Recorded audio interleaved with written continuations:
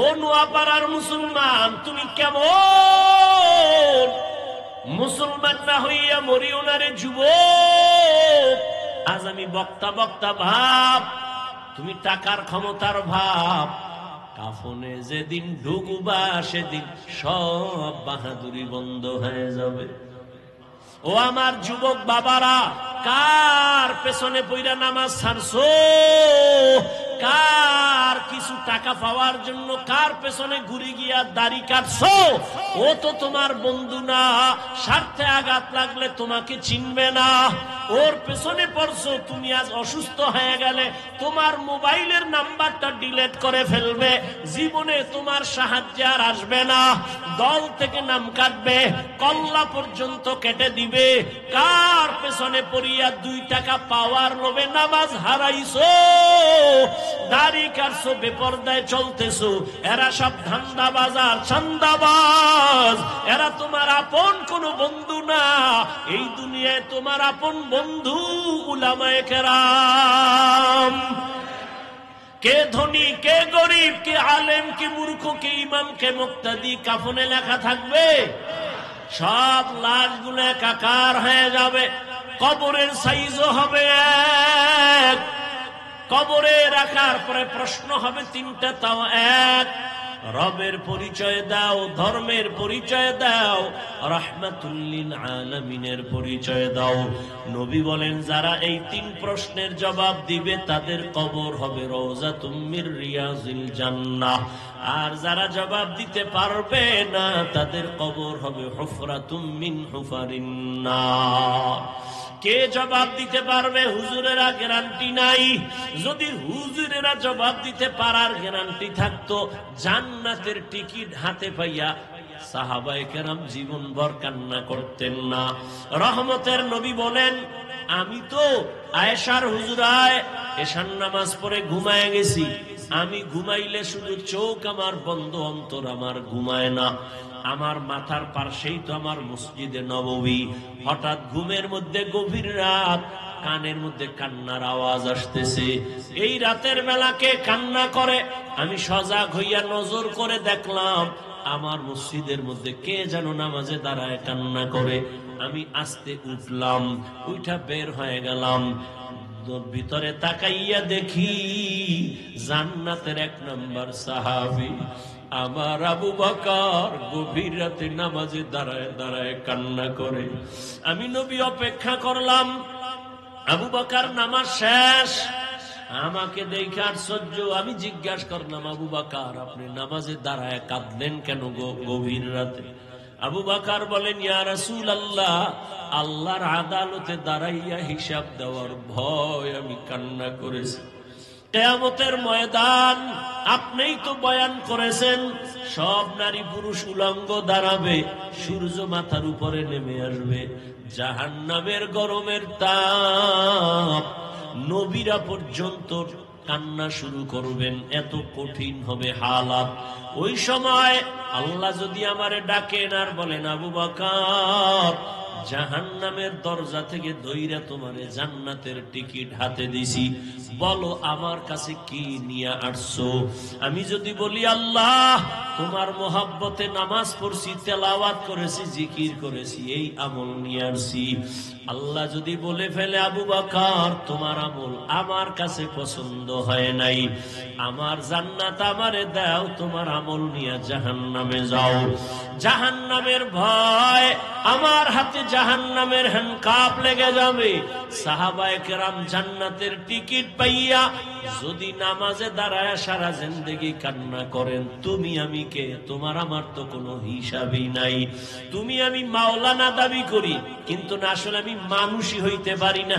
মাওলানা হইছি ঠিক, আমার সার্টিফিকেট আছে মাওলানা, এটাও ঠিক। তুমি মুফতি সাহেব, এটাও ঠিক। তবে ভালো করে বুঝো, একটু আগেই বলেছি, আল্লাহ কিন্তু বলে নাই মাওলানা না হইয়া কবরে আসবা না, মুফতি সাহেব না হইয়া মরবা না। আল্লাহ বলে, তোর মুফতিগিরির দাম নাই, মাওলানাগিরির দাম নাই, আমার কাছে আসার আগে মুসলমান হইয়া কবরে আসবা। মুসলমান হইয়া মরার ব্যাখ্যা কি? আল্লাহ মুমিনকে বলেন মুসলমান হইয়া মর, কোন বেঈমানকে বলেন নাই ওরে মুমিন আমরা যারা এখানে মুমিন প্লাস মুসলমান, আবার আমাদের কেন বললেন মুসলমান হইয়া মরো? এই কথা বলার কারণ কি? মুমিন তো আমরা মুসলমান সব এক, আবার আল্লাহ কেন বললেন ও মুমিন মুসলমান হইয়া মরো? তাহলে কি আমরা মুমিন হইছি, মুসলমান হইতে পারি নাই? কেমন কেমন যেন একটু প্রশ্ন। আবার এক আয়াতে আল্লাহ বলেন ইয়া আইয়ুহাল্লাযীনা আমানু দুখুলু ফিস সিলমি কাফা ওয়া লা তাত্তাবিউ খুতুওয়াতিশ শাইতান ইন্নাহু লাকুম আদুউম মুবিন।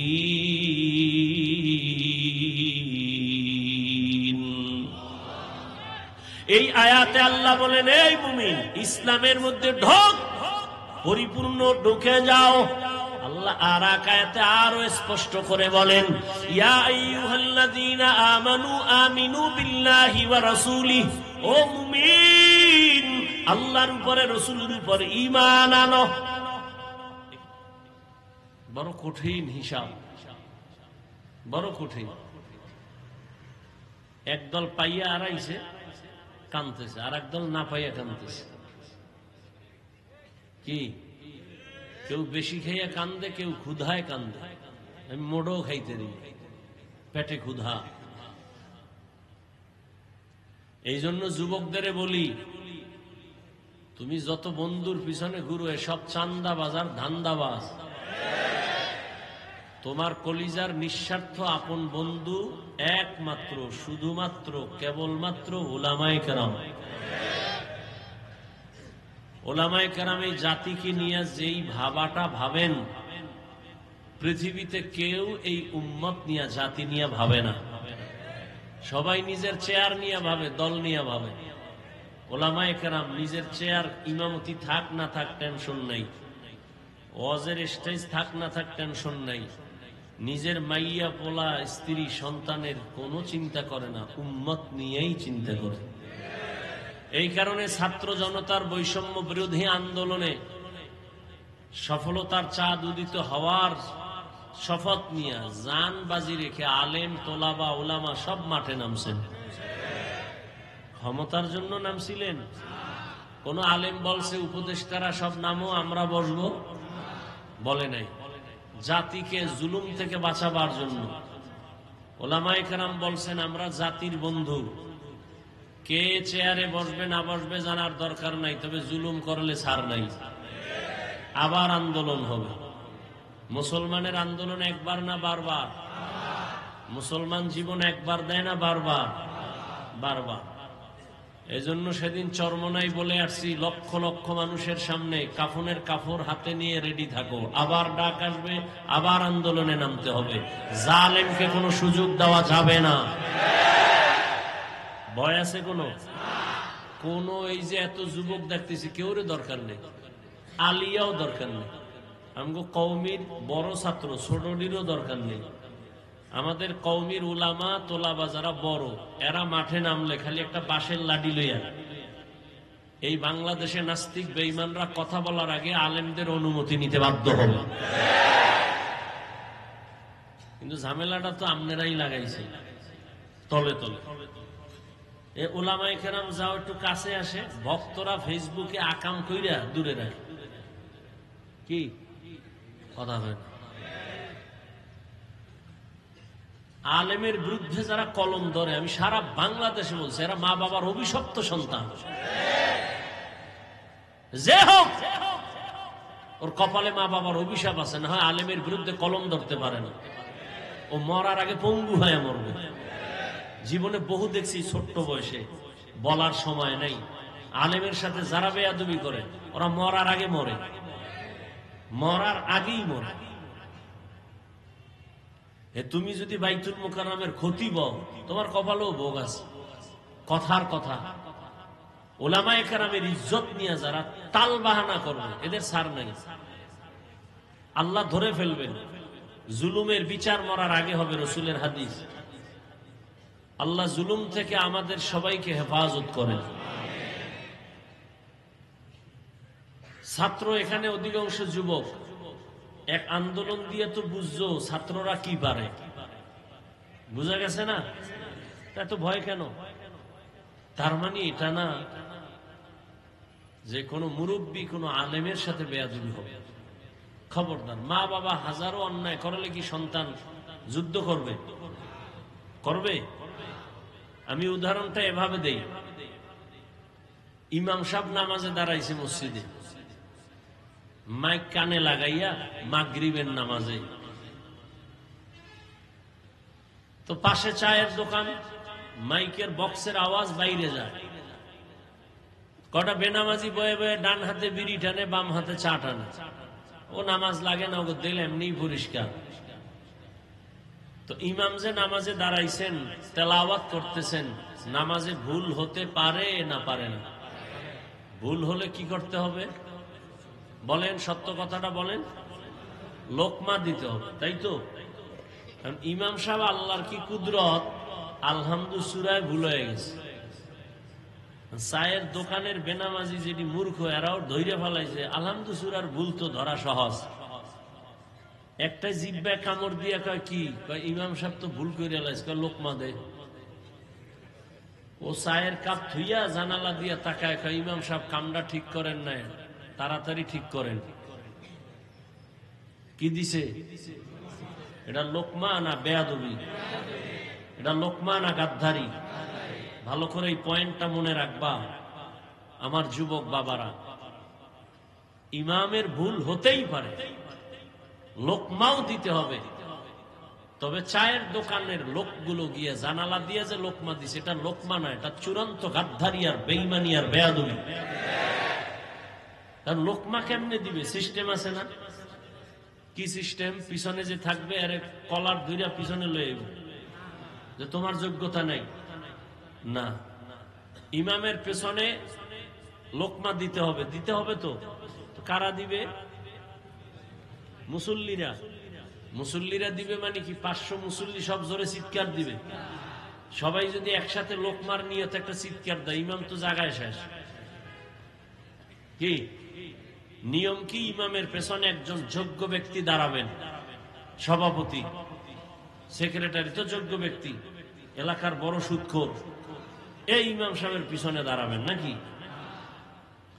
একজন ভালো যোগ্য ব্যক্তি দাঁড়াবেন যে ইমাম সাহেব যদি একটা জের জবরেরও ব্যবধান হয় আর আয়াতের অর্থ বিকৃতি হয়ে যায়, পেছন থেকে লোকমা দিবেন আদবের সাথে। ইমামের নামাজ যদি প্রথম বৈঠকের পরে কোনো ঝামেলা হয়ে যায়, তাহলে পেছনের ব্যক্তি গিয়া নামাজ শেষ করবেন, সেই যোগ্যতা নিয়ে পেছনে দাঁড়াবেন যে হেন খাওয়ান নাই, হেন ওই শিয়ালের রাতে মুরগি। ইমামের পেছনে সব দামি দামি বেনামাজি সুদখোর, সাপ্তাহিক মুসল্লিদের আড্ডা। কি আল্লাহ হেদায়াত দান করুন। তাহলে উলামায়ে কেরাম যদি ভুল করে, অবশ্যই ভুল হবে, শয়তান তো ওয়াসওয়াসা দিবেই। উলামায়ে কেরামের ভুল হলে ভুলটা ধরায় দেওয়ার মতো আলেম আছে না নাই? অন্যরা ভুল ধরায় দেওয়া এটা লোকমা নয়, বেয়াদবি। লোকমা না বেয়াদবি? পৃথিবীর প্রত্যেকটা মানুষের জীবনের সৌন্দর্যের নাম আদব। যার আদব নাই ওর কপাল নাই, ওর জিন্দেগি নেই। লিকুল্লি শাইইন যিনাতুন ফিল ওয়ারা ওয়া যিনাতুল মারই তামামুল আদাবি আজ খুদা খা হিমে তৌফিক আদব বে আদব মাহরুম গাশত আজ ফজলে রা। রহমতের নবীকে বললেন দায়িত্বশীল। প্রত্যেক মা বাবা সন্তানের জন্য দায়িত্বশীল, প্রত্যেক স্ত্রীর জন্য স্বামী দায়িত্বশীল, মুসল্লিদের জন্য ইমাম ও খতিব দায়িত্বশীল, ওয়ার্ডের মেম্বার ওয়ার্ডের মানুষের জন্য দায়িত্বশীল, ইউনিয়নের একজন চেয়ারম্যান ইউনিয়নবাসীর জন্য দায়িত্বশীল, গোটা দেশের মানুষের জন্য দায়িত্বশীল সরকার, আর গোটা উম্মতের জন্য দায়িত্বশীল একমাত্র শুধুমাত্র কেবলমাত্র উলামায়ে কেরাম। আর একজন সাহাবী বললেন, ইয়া রাসূলুল্লাহ, আমার অধীনেও কেউ নাই, আমিও কারো অধীনে না, আমি একা, আমার কোনো দায়িত্ব আসেনি। রহমতের নবী বললেন, আপনার অঙ্গ যে আছে, অঙ্গ প্রত্যঙ্গের আপনি দায়িত্বশীল। আল্লাহ দুটো হাত দিয়েছেন, দুটো পা দিয়েছেন, কিয়ামতের দিন আল্লাহ এগুলোর হিসাব নিবেন। এমনি দেন নাই, হাতের ডিউটি আছে আলাদা, পায়ের ডিউটি আলাদা, চোখের ডিউটি আলাদা। কিয়ামতের ময়দানে আমার আল্লাহ জিজ্ঞাসা করবেন, আল ইয়াউমা নাখতিমু আলা আফওয়াহিহিম ওয়া তুকাল্লিমুনা আইদিহিম ওয়া তাশহাদু আরজুলুহুম বিমা কানু ইয়াকসিবুন। দস্তগুয়াদ মঞ্চুনি দুজদিদা আম, লব্বগুয়াদ মঞ্চুনি বুসিদা আম, চশমগুয়াদ চিদা আম গামজা হারাম, গোশগুয়াদ চিদা আম সমরুল কালাম। আল্লাহ বলবে, হাত কথা বলো, চোখ কথা বলো। বাস্তবে হাত কখনো কথা বলতে পারে না। আপনাদের হাত পারেনি? পারে না, এটাই সত্য। কিন্তু মুমিনের আকীদা, বিশ্বাস রাখতে হবে, দুনিয়ার সব বিবেক যেটাকে বলে এটা হবেই না, অসম্ভব। আমার রব বলেন এটা আমার কুদরতের দ্বারা সম্ভব। মরা গাছে কথা বলতে পারে না, এটাই সত্য। আল্লাহ যদি কুদরতি ক্ষমতা দেন, পারবে? দুধের বাচ্চা কথা বলতে পারে না, আল্লাহ যদি ক্ষমতা দান করে তো পারবে। কিয়ামতের ময়দানে যখন আল্লাহ বলবেন হাত কথা বলো, হাত কথা বলা শুরু করবে। আল্লাহর কুদরতি ক্ষমতায় বলবে, তোমার যে দায়িত্ব দেওয়া হয়েছিল যে ডিউটির জন্য, ওই ডিউটি পালন করছে কিনা বলো। হাত আল্লাহর কাছে বলবেন, হে মালিক, এই হাতের দ্বারা মা বাবার কল্যাণে কাজ করবে, করে নাই। হাতের দ্বারা উলামায়ে কেরামের পেছনে নেক আমলে হাত ব্যবহার করবে, করে নাই। বরং মানুষের পেছনে ক্ষতি সাধনের জন্য হাত ব্যবহার করেছে। গরিবের বেতন নষ্ট করার জন্য হাতের কলম ব্যবহার করেছে। চোখ বলো, তোমার ডিউটি পালন হয়েছে কিনা। চোখ আল্লাহর আদালতে জবাব দিবেন, হে মালিক, এই চক্ষু দিছো মা বাবা দেখার জন্য, দেখে নাই। এই চোখ দিয়েছো বাইতুল্লাহ দেখবে, দেখে নাই। এই চক্ষু দিয়া কোরআন দেখবে, সওয়াব, দেখে নাই। তো কি করছে? এই কোরআন দিয়া সারাটা রাত দরওয়াজা জানালা বন্ধ করে মোবাইলের দিয়ে তাকায়া কবিরা গুনাহ দেখছে। কিয়ামতের দিন চোখ আমার আল্লাহর দরবারে কথা বলবে। এজন্য আল্লাহর নবী বলেন, সাবধান, দায়িত্ব সম্পর্কে আল্লাহর আদালতে দাঁড়াতে হবে। সবাই জবাবদিহিতার কাঠগড়ায় দাঁড়াবেন।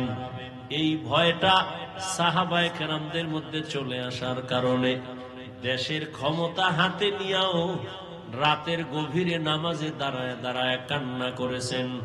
জান্নাতের টিকিট হাতে পাইয়া সাহাবায়ে কেরামের কান্নার আওয়াজ। আর আমরা এত বয়ান শুনি, বয়ান জানি, এখানে এমন একটা মানুষও নাই যেই কথা জানে না।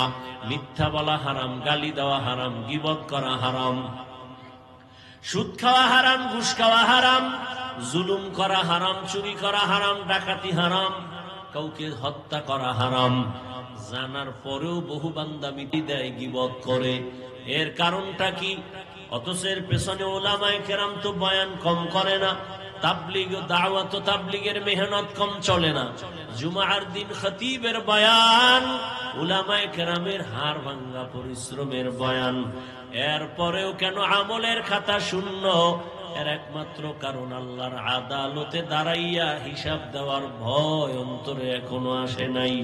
আর ততদিন পর্যন্ত আল্লাহর আদালতের ভয় অন্তরে আসবে না যতদিন পর্যন্ত একটা মানুষ আল্লাহর প্রিয় বান্দা, ওলিদের বন্ধু না হবে।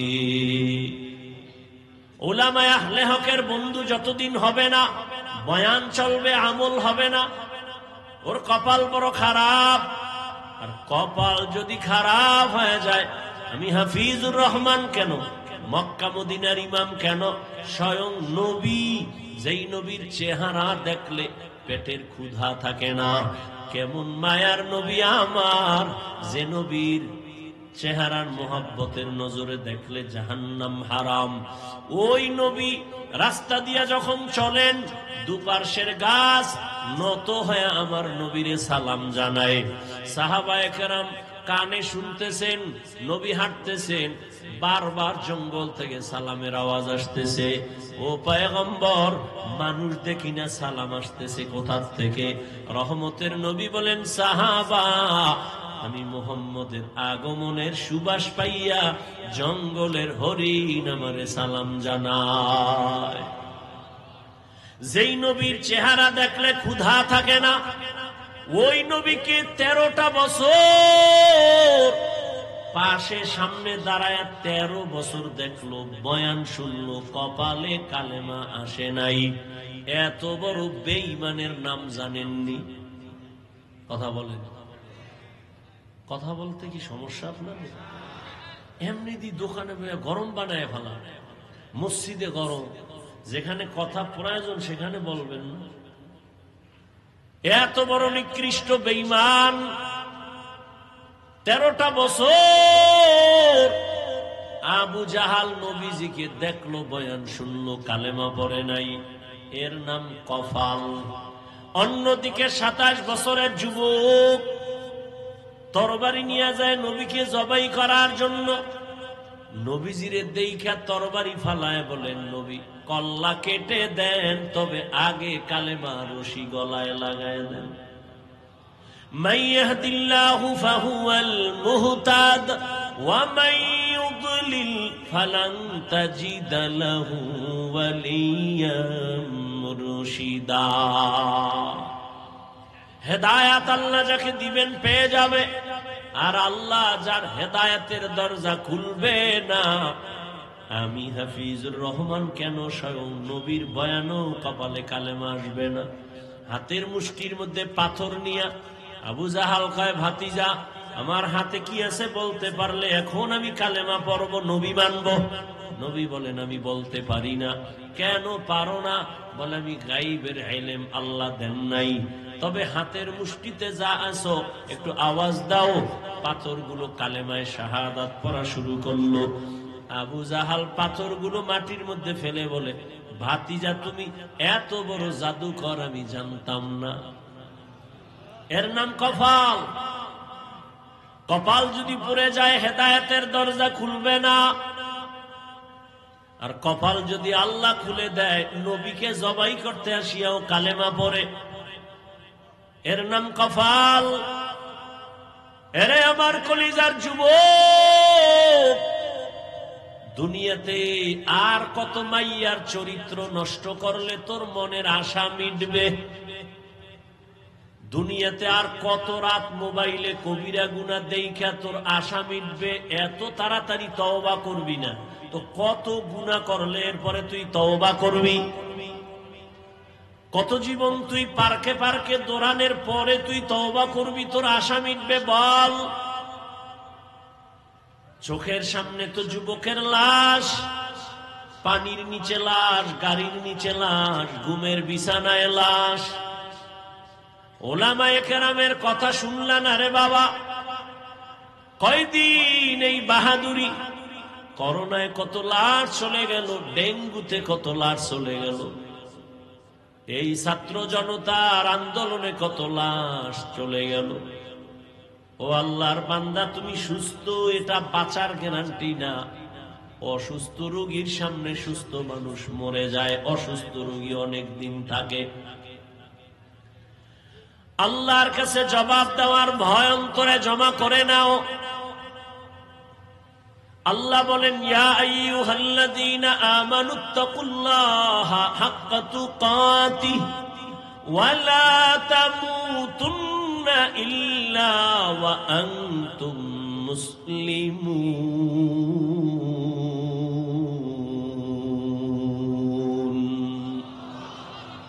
আল্লাহ বলেন আমাকে ভয় করার মতো হক আদায় করে ভয় করো।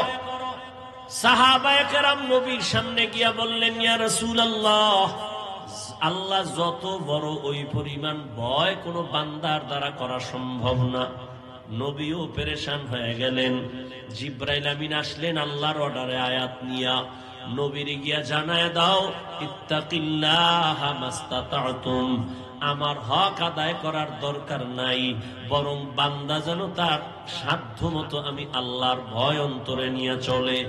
আর একটা সতর্কবাণী শুনায় দাও, মুসলমান না হয়ে যেন কবরে না যায়।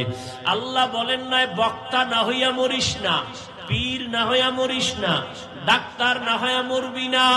আল্লাহ বলেন তুমি ডাক্তার না রোগী, পীর না মুরিদ, ইমাম না মুক্তাদি, আলেম না মূর্খ, ধনী না গরিব, আমার জানার দরকার নাই।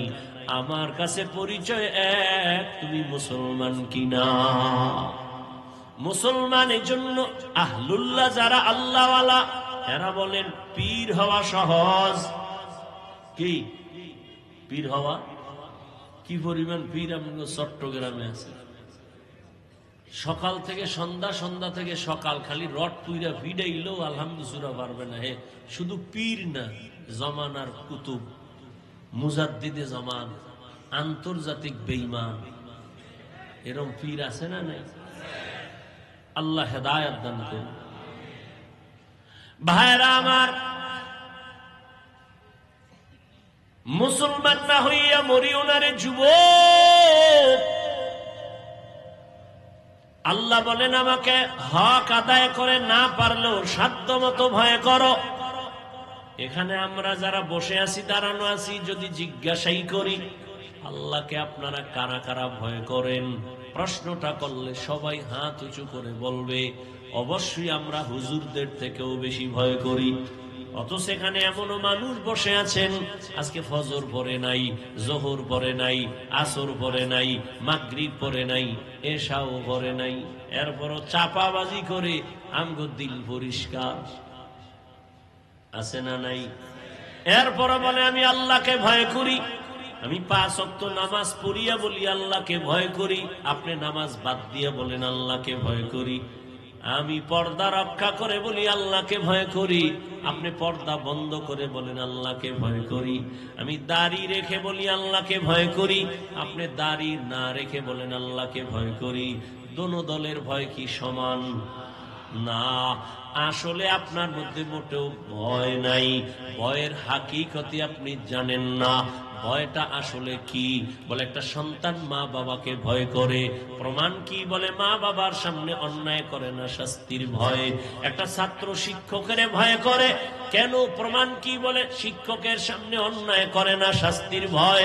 ঠিক এই দুনিয়ায় যেই বান্দা, যেই বান্দি আল্লাহকে ভয় করবেন, ওই বান্দা গলায় ছুরি লাগাবে, দাড়ির মধ্যে অস্ত্র লাগাবে না। हर के दारद खौफ हक दर दिल मदम जन्नतुल मअवा देहत उ राम काम जुज़बा हक जी जे मखाद इंसो जा फजले उआ मस्ते दर जुमला जहां। আজকে আল্লাহর ভয় অন্তরে না থাকার কারণে এত বয়ান। আজকে তো বয়ান করব হিন্দুদের মন্দিরে গিয়া, আজকে তো বয়ান করার দরকার ছিল চট্টগ্রামের পাহাড়ে খ্রিস্টানদের মিশনারিতে গিয়া। কিন্তু কই, 12টা মাস মুসলমানের পেছনে কুত্তার মতো দৌড়াইতে দৌড়াইতে ঘুমানোরও টাইম পাওয়া যায় না। এরপর মুসলমান নামাজের মুসাল্লায় যায় না। বুঝি না কি তুমি ভুলে আসো না আমরা ভুলে আসি? না হয় তাবলিগ ওয়ালারা পায় হাতে ধইরা বুঝায় নামাজ পড়ো, পড়ো না কেন? পীর সাহেবরা পায় হাতে ধরে বুঝায় নামাজ পড়ো, নরম ভাষায় বুঝায়, কত নরম। আমরা বক্তারা বয়ান করি, এরপরও কেন নামাজ পড়ো না রে বাবা? আসলে কি তুমি মনে করছো আমরা ভুলে আছি? একটা প্রমাণ দেখাও। কারণ উলামায়ে কেরামের যত কথার পাওয়ার, মূল পাওয়ার হাউস হলো কোরআন শরীফ, আল্লাহর কোরআন। এই কোরআন, আল্লাহ একজন আছেন, প্রমাণ কোরআন। জান্নাত আছে, দলিল কোরআন। জাহান্নাম আছে, দলিল কোরআন। গুনাহ করলে জাহান্নামে যাবে, প্রমাণ কোরআন। নেক আমল নিয়ে গেলে জান্নাত পাবে, প্রমাণ কোরআন। ওই কোরআনে যদি ভুল থাকে তো সবই ভুল। একটা ভুল বের করে দাও, আমি এখন দাড়ি কেটে ফেলবো, শার্ট প্যান্ট টাই লাগায় আর রাস্তায় নাচ গান করবো। তুমি কেন ১৫০০ বছর পর্যন্ত কত পণ্ডিতেরা ভুল বের করার অপচেষ্টা করিয়াও একটা ভুল বের করতে পারে নাই, বরং বহু বিধর্মীরা কালেমা পড়ে মুসলমান হয়ে গেল। ও আল্লাহর বান্দারা, তাহলে সমস্যাটা কোথায়? তুমিও মুসলমান, আমিও মুসলমান রে যুবক। তোমার আমার আল্লাহ দুই না এক? বুঝা শুনে কইও, প্যাচ লাগাইও না। ও যুবক বাবা, বলো তোমার আল্লাহ আমার আল্লাহ, তোমার আমার নবী, কোরআন, হাদিস, কাবা, ধর্ম, কালেমা, দুনিয়াতে আর সীতাও কিন্তু এক। বিদায় বেলা কাফনের সংখ্যা হবে এক। আমারও ৩ কাফন, তোমারও ৩ কাফন। নাকি আমি একটা বক্তার সম্মানে বাড়ানো হবে? তুমি রিক্সার ড্রাইভার, গরিব হওয়ার কারণে একটা কাফন কম হবে? আমারও ৩ কাফন, তুমিও ৩ কাফনে পেঁচায়া পড়বা। কালার হবে আলাদা। কি কালারও এক। কাফনের উপরে লেখা থাকবে বড় হুজুরের লাশ। হ্যাঁ, তা এত মাস্তানি কেন, এত ভাব কেন? আজ আমি বক্তা বক্তা ভাব, তুমি টাকার ক্ষমতার ভাব। কাফনে যেদিন ঢুকবা সেদিন সব বাহাদুরি বন্ধ হয়ে যাবে।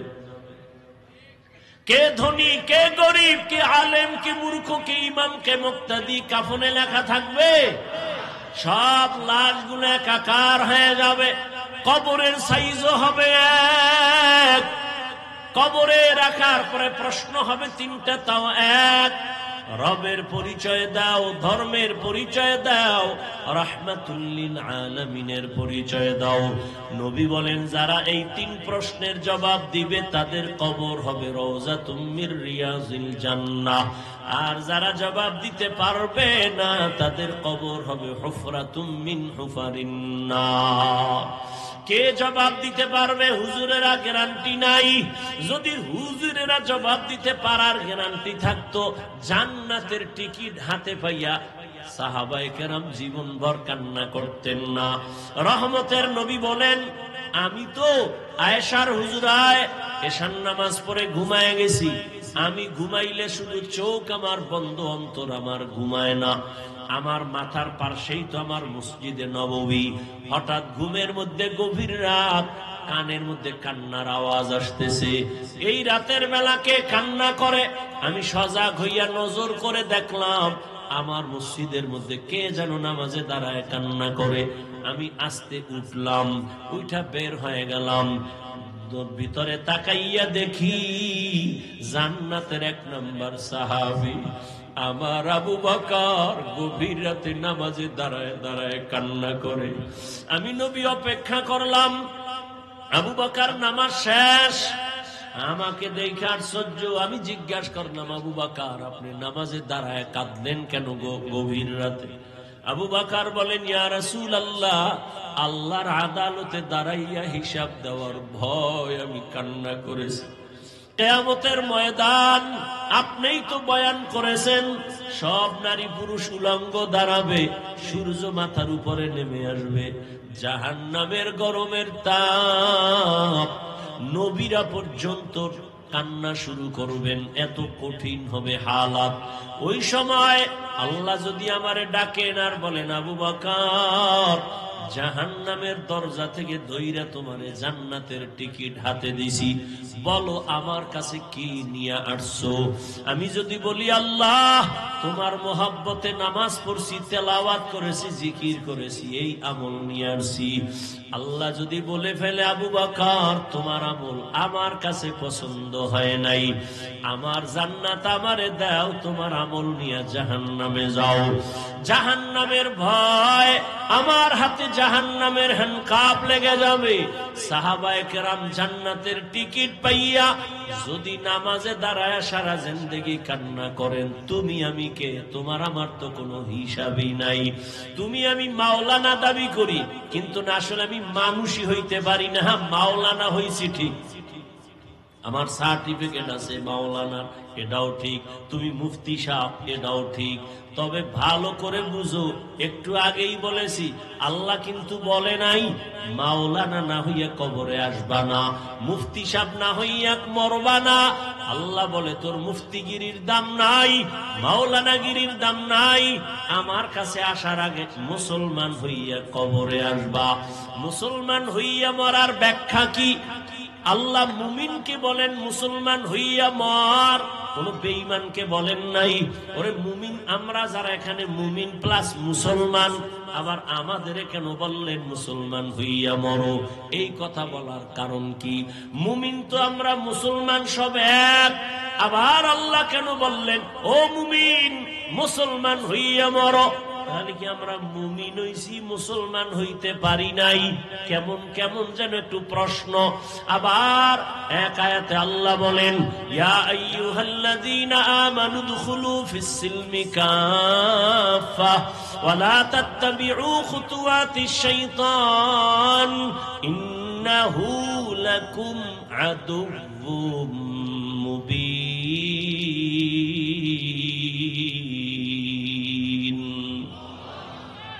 এই আয়াতে আল্লাহ বলেন এই মুমিন ইসলামের মধ্যে ঢোক, পরিপূর্ণ ঢুকে যাও। আল্লাহ আর এক আয়াতে আরো স্পষ্ট করে বলেন ইয়া আইয়ুহাল্লাযীনা আমানু আমিনু বিল্লাহি ওয়া রাসূলিহি, ও মুমিন আল্লাহর উপরে রাসূলের উপরে ঈমান আনো।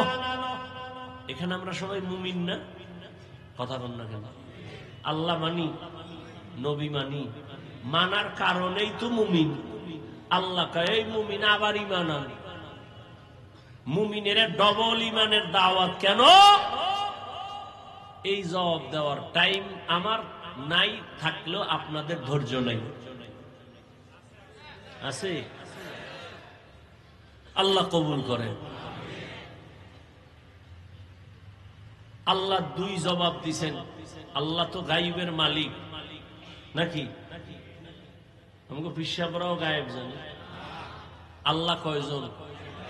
সবাই বলেন আল্লাহ যে এক, কোন দিক থেকে এক বলেন? আল্লাহ কেমন এক যার কোনো দুই? আল্লাহ কেমন এক যার সমান কোন আল্লাহ? আল্লাহ তো এক যার সহযোগিতায় কেউ। আল্লাহর ক্ষমতার মতো কারো ক্ষমতা? আল্লাহর স্পেশাল কিছু গুণ আছে, এই গুণ আর কারো মধ্যে। কেউ যদি মনে মনে ভাবে আল্লাহর গুণ আরো কারো মধ্যে আছে, স্পেশাল গুণটা আরো কারো মধ্যে আছে, মনে করার নাম শিরিক। যারা মনে করবে তাদের নাম হলো মুশরিক। মুশরিকদের জন্য আল্লাহ জান্নাত হারাম করে দিয়েছেন। ইন্নাল্লাহা লা ইয়াগফিরু আন ইউশরাকা বিহি ওয়া ইয়াগফিরু মা দুনা যালিকা লিমান ইয়াশা ওয়া মান ইউশরিক বিল্লাহ ফাকাদ দাল্লা দালালাম বাঈদা ওয়া মান ইউশরিক বিল্লাহ ফাকাদ ইফতারা ইসমান আযীমা ওয়া মান ইউশরিক বিল্লাহ ফাকাদ হারামাল্লাহু আলাইহিল জান্নাহ। যারা শিরকের গুনাহ করবে আল্লাহ বলে আমি তাদের ক্ষমা দিব না, তাদের জন্য জাহান্নাম, জান্নাত হারাম করে ঘোষণা দিয়ে দিলাম। আল্লাহর মতো আল্লাহ আছে মনে করা শিরিক, আল্লাহর গুণের মতো কারো গুণ আছে মনে করার নাম শিরিক। যারা মনে করবে তাদের নাম মুশরিক। আল্লাহর স্পেশাল একটা গুণ হলো আল্লাহ গায়বের মালিক। কুল্লা ইয়ালামু মান ফিস সামাওয়াতি ওয়াল আরদিল গায়বা ইল্লাল্লাহ। আল্লাহ বলেন, হে নবী জানায়া দেন আসমানের বাসিন্দারা কেউ গায়ব জানে না। ও নবী জানায়া দেন জমিনের বাসিন্দারা কেউ গায়ব জানে না। কে জানেন? একমাত্র আল্লাহ। এরে নবীর উম্মত ভালো করে বুঝো, আল্লাহ পাক রব্বুল আলামিন বলেন আমি আল্লাহ এক, আমি আল্লাহর সাথে আর কারো অংশীদারিত্ব নাই। এরে নবীর উম্মতের দল, আল্লাহ পাক বলেন আমি গায়েব জানি। একটা পর্যায়ে আসবে আমার আখিরি নবীর উম্মতের মাঝে আমি আমি আমি আমি ভাব নিয়া বেঈমানের সাথে মোকাবেলা করার তুলনায় নিজেরা নিজেরা ঝগড়া করবে বেশি। আমরা বেশি বেশি করি না, আমরা নিজেদের মধ্যে তর্ক বেশি। আজ আমরা যদি একটু তর্ক বন্ধ করে সব যদি এক হাতে হাত রাখতাম, কিছু লাগবে না, আন্দোলনও লাগবে না, স্লোগানও লাগবে না, শুধু এক ময়দানে যদি সব আলেম আসতো, এইটা দেখাই বেঈমান আর নাস্তিকদের ঘুম হারাম হয়ে যাইত। আল্লাহ জানেন শেষ জমানায় মানুষ আমার উম্মত নবীর উম্মতের মাঝে মুমিনে মুমিনে ঝগড়া করবে, রক্তক্ষয়ী সংঘর্ষ লাগাবে, নিজেরা নিজেরা অহংকারী ভাব নিয়ে। কি কইব? কইবে নবী কাফেরের কাছে দাওয়াত দিছে, তোমরা মুমিন হইয়া কেন মুমিনের দাওয়াত দাও? এরকম ঝামেলা আছে না নাই? চট্টগ্রামে নাই? নবী দাওয়াত দিছে কাফেরের কাছে, ও তাবলীগওয়ালারা তোমরা এক মুমিন আর এক মুমিনের কেন কালেমার দাওয়াত দাও? আল্লাহ কয় আমার কোরআন থেকে জবাব নিয়ে যাও। আমি আল্লাহ মুমিনকে ডবল দাওয়াত দিলাম, ইয়া আইয়ুহাল্লাযীনা আমানু আমিনু বিল্লাহ। আল্লাহ যদি মুমিনকে আবার ইমানের ডবল দাওয়াত দিতে পারে, আমরা মুসলমান কেন মুসলমানের দাওয়াত দিতে পারবো না? আমি তো বসেই বললাম যে আজকে বয়ান করব হিন্দুদের মন্দিরে, খ্রিস্টানদের গির্জায়। 12 মাস মুসলমানের পেছনে দৌড়ায়, ঘুমানোর টাইম নাই, এরপরও লাইনে রাখা যায় না, এরপরও লাইনে রাখা যায় না। বিধর্মীরে দাওয়াত দিব কখন? আর এই প্রশ্ন যারা অনর্থক করে এরাও কিন্তু প্রশ্নের সাথে মিল নাই। কারণ যারাই প্রশ্ন করে এরাও কিন্তু মুসলমানের দাওয়াতি মজলিসে বসে এই প্রশ্ন উঠায়। তোমরা হিন্দুদের মন্দিরে গিয়া যদি দাওয়াত দিয়ে কইতে আমরা হিন্দুদের মন্দিরে আসছি, তোমরাও যাও, তোমরা কেন মুসলমানের দাওয়াত দাও? এই যে বললাম, যেই মুসলমান আপনার আল্লাহ আমার আল্লাহ এক, নবী এক, কোরআন এক, কাবা এক, ধর্ম এক, কালেমা এক, সব এক, অথচ আপনারা অনেক ভিআইপি জগতের মুসলমান। কেন? আমি মাথায় টুপি না দিলে লজ্জা পাই। ও নোয়াপাড়ার মুসলমান, তুমি কেমন? তুমি টুপি দিতে লজ্জা পাও, তুমি কত ভিআইপি মুসলমান। আমি দাড়ি কাটতে লজ্জা পাই, তুমি দাড়ি রাখতে লজ্জা পাও। তুমি কত বড় ভিআইপি মুসলমান। কোন জগৎ থেকে তোমারে আল্লাহ আলাদা বানাইছে? আমি নামাজ না পড়লে লজ্জা পাই, তুমি কেমন মুসলমান? নামাজ পড়তে গেলে লজ্জা পাও। ও যুবক, আমি দাড়ি কাটতে লজ্জা পাই, তুমি দাড়ি রাখতে লজ্জা পাও। শুধু কি লজ্জা পায়, আবার উল্টা আমগো প্রশ্ন দিয়ে আটকানের লেগে বয়ে থাকে। দাড়ি না রাখলে অসুবিধা কি? টুপি না পরলে অসুবিধা কি? কত বড় বেয়াদব যে একটা মুসলমান রসুলেরা উম্মত হইয়া দাড়ি রাখতে পারে না, নামাজ পড়তে পারে না, সে দিল নরম কইরা হুজুরের কইবে, হুজুর নবীর আদর্শ মানতে পারিনি, একটু দোয়া কইরেন, চেষ্টা করুন। এটা না আদব? কত বড় বেয়াদব হইলে অন্তরের মধ্যে প্রশ্ন রেডি রাখছে, হুজুরে জিগাইলি আমি প্রশ্ন ছুড়ে দিব। টুপি না পরলে অসুবিধা কি? দাড়ি না রাখলে অসুবিধা কি? আমার নবী যদি কয় তোর মতো বেয়াদব আমি মুহাম্মদের উম্মত স্বীকার না করলে কি অসুবিধা কি? তুমি মুসলমান, তোমার অন্তরে এই প্রশ্ন আসে কিভাবে? তুমি পারো না, তোমাকে তো কেউ জাহান্নামী বলে না। তুমি দোয়া চাইবা, হুজুর চেষ্টা করবো নবীর তরিকা যেন মাইনে চলতে পারে। তুমি কত বড় গাদ্দার যে তুমি উল্টা প্রশ্ন করো। নামাজ না পড়লে অসুবিধা কি? দাড়ি না রাখলে অসুবিধা কি? টুপি না পড়লে অসুবিধা কি? তুই ইসলামটাকে কি বানাইতে চাও? তামাশা মনে করেছো ইসলাম? খেলনা মনে করেছো? ইসলামটাকে খেলনার তো মুসলমানের সন্তান কই পেয়েছ দুঃসাহস? কোন বেঈমান আর মুনাফিক তোমাকে এই প্রশ্ন শিখায় দিয়েছে? কিসের মুসলমান তুমি? গৌর গোবিন্দ সিলেটের জমিনে ওই বেঈমানের মোকাবেলা করতে তো বেতের বাড়ি লাগে নাই। শাহজালালের তাহাজ্জুদের কান্নার ফজরের আজান, কই তোমার সে তাহাজ্জুদ? কই তোমার সে আজান? কই নামাজ? সারাটা রাত মোবাইল দেখে কবিরা গুনাহ করে চেহারাটা নষ্ট করে ফেলেছো। ভাব দেখাচ্ছ তুমি বড় বুজুর্গ, আলেমের ভুল ধরো। এই বেয়াদবি কে শিক্ষা দিয়েছে তোমাকে? তুমি লিখে রাখো আমার কথা, যদি মরে যাই কবরে জুতা মারবি যদি মিথ্যা হয়। যদি এখনো তওবা না করো, আলেমের বিরোধিতা করে, তোর মরা হবে জীবনের পঙ্গু হওয়া মরা। লিখে রাখিস, তুই পঙ্গু না হয়ে মরবি না। তওবা যদি করো, খোদায় দরজা খুলে দেয় ওমরের মতো, তা শুকর আল্লাহর দরবার।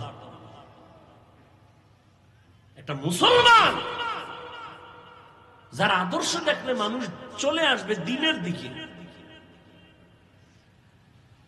বেঈমানের সাথে তর্ক নাই, মুমিনে মুমিনে তর্ক। এরে উঠাও, এরে নামাও। 24টা ঘন্টা এই নিয়ে জীবন কাটাচ্ছে। নামাজ নাই, রোজা নাই, তেলাওয়াত নাই, খবর নাই। মায়ের খবর নাই, মাইয়ার খবর নাই, বউয়ের খবর নাই, পরিবারের খবর নাই। খালি আলেমদের সমালোচনা সমালোচনা। তো এদেশে আলেম যদি না থাকে তো ইসলাম কই? ইসলামটাকে এত দুর্বল মনে করেছো কেন? আমি তো এতক্ষণ যে চিল্লাইছি, একবারও কি বলছি এই স্কুল কলেজ বাদ দিয়া সব কওমিতে ঢোক, নাইলে তুই শেষ? বলছি? ও যুবক বাবারা, ভালো করে খেয়াল করো। আমি পাঁচকল্লি টুপি মাথায় দিলাম, একবারও বলি নাই তুমি পাঁচকল্লি মাথায় দাও, না হয় ধ্বংস। আমি কওমি মাদ্রাসার সন্তান, আমি তাবলীগের লাইনের সন্তান, আমি পীরের মুরিদ। তোমাকে একবারও বলি নাই যুবক বাবা পীরের কাছে যাও, তাবলীগে যাও, না হয় তুমি ধ্বংস। একবারও বলি নাই। বরং আমি চট্টগ্রামের মানুষের বলে যাই, দোয়া করে যাই, ও যুবক তুমি স্কুলে পড়ো, ধন্যবাদ, শুকর আদায় করে দোয়াও করে যাই, তুমি স্কুলেই পড়িও, ডাক্তার হও, ইঞ্জিনিয়ার হও, ব্যবসায়ী হও, চাকরিজীবী হও, প্রফেসর হও। আমগো মাদ্রাসায় সব বীর জমানের দরকার নাই। আমগো মাদ্রাসায় ছাত্র অনেক বেশি, এটি কমানোরও দরকার। ছাত্রের অভাব নাই। কলেজ ভার্সিটি বন্ধ করে মাদ্রাসা আসার কোনো যৌক্তিকতা নাই। বরং তুমি ওখানে লেখাপড়া করে ডাক্তার হও, ইঞ্জিনিয়ার হও, প্রফেসর হও, ব্যবসায়ী হও, চাকরিজীবী হও। তবে একটা দাবি, বেয়াদব জীবনে হইও না রে বাবা। যদি তুমি মা বাবার সাথে বেয়াদবি করে বরদোয়া নাও, পঙ্গু হয়ে যাবা, তোমার জীবন নষ্ট।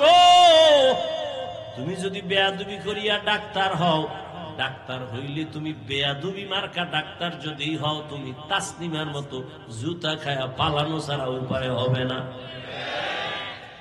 অতএব বাবা তুমি বেয়াদব হইও না। তুমি একজন সফল আদর্শের ডাক্তার হও, আদর্শবান ইঞ্জিনিয়ার হও, আদর্শবান ব্যবসায়ী হও। তোমার আদর্শ দেখে যেন মানুষ কিছু শিক্ষা পায়। তোমার ব্যবহারে কোনোদিন যেন মা বাবা কষ্ট না পায়। তোমার ব্যবহারে যেন শিক্ষকেরা কষ্ট না পায়। তোমার ব্যবহারে কখনো যেন তোমার ওলামায়ে কেরাম কষ্ট না পায়। তুমি আদবওয়ালা জিন্দেগি নিয়ে চলো। কারণ আল্লাহর জাতের কসম, তুমি যত বড় হতে চাও, মা বাবার দোয়া ছাড়া ছাড়া সম্ভব না, শিক্ষকের দোয়া ছাড়া সম্ভব না, উলামায়ে কেরামের নেক নজর ছাড়া কোনোদিন সম্ভব না। এই জন্য বাবা, তুমি যেই লাইনে থাকো, ডাক্তার হও বাধা নাই, মুসলমান হইয়া মরো। ডাক্তার হইয়া মুসলমান হওয়া যাবে না কথাটা এমন না। এবার বাস্তবে কিছু উদাহরণ তোমার সামনে দেই। বাবা, তুমি যুবক, জবাব দাও। তোমার মতো যুবক জেনারেল লাইনে আছে, স্কুলে কলেজে, সত্য কথাটা স্বীকার করো। তোমার মতো যুবক স্কুলে পড়িয়াও কি 5 বেলার নামাজ পড়ে দাড়িওয়ালা আছে? না থাকলে কও নাই আছে? আর ওয়াজ নাই, তোমার জন্য কোনো ওয়াজ নাই, তোমার ওয়াজ শেষ। তুমি শুধু এতটুকুই আল্লাহ বিবেক দিছে। কুকুর শুয়ারকে আল্লাহ ভালো মন্দ যাচাই এর বিবেক দেয় না, তোমাকে দিছে। তুমি শুধু এতটুকু নিজেকে জিজ্ঞাসা করো তো, তোমার মতো জেনারেল লাইনের ছেলেটা স্কুল কলেজে পড়ে যদি দাড়ি থাকে, নামাজ থাকে, তুমি পারো না কেন? আর কোনো ওয়াজের দরকার নাই তোমার। তোমার মতো যুবক সন্তান র‍্যাব, আর্মি, পুলিশ, বিডিআরের চাকরি করে, নামাজ ছাড়ে না, বলো বাবা তুমি কেন পারবা না? তোমার মতো যুবক তাকায়া দেখো, ওসি, ডিসি, এসপি 5 ওয়াক্ত নামাজ পড়ে, বলো তুমি কেন পারবা না?